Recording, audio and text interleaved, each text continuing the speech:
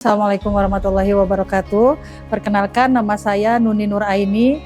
Saya berasal dari kota Tangerang, tetapi saya hijrah di Bandung dari tahun 2012.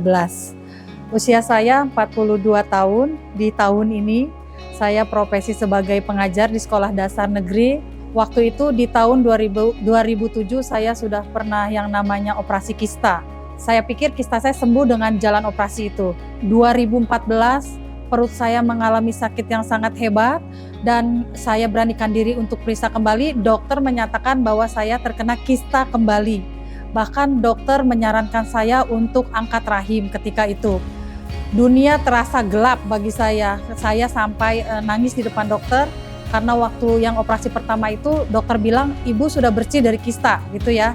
Ternyata saya baru tahu selama sel indung telur kita itu masih aktif, kista masih akan kemungkinan terus dan terus ada, walaupun sudah berkali-kali operasi. Dan singkat cerita, waktu itu saya bertemu dengan teman saya ya, itu sudah saya anggap sebagai kakak saya sendiri. Kebetulan dia sudah memakai minyak faras dan mempunyai penyakit yang sama, kista juga.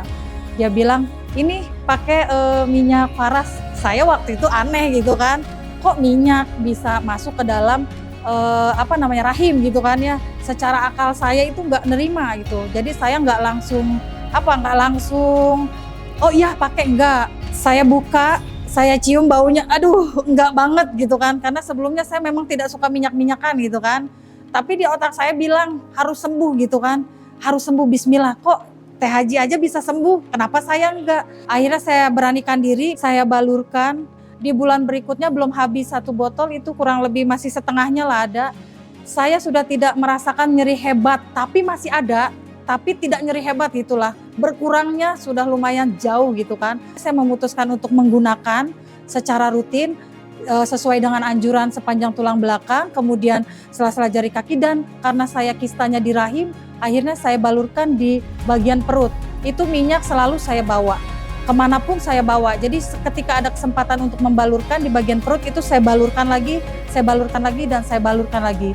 Alhamdulillah sampai saat ini, terakhir saya USG itu sampai saya melakukan transvaginal di dokter kandungan, saya dinyatakan bersih dari kista. Suami saya tidak percaya, saya menceritakan ini merinding Mbak Raya, luar biasa.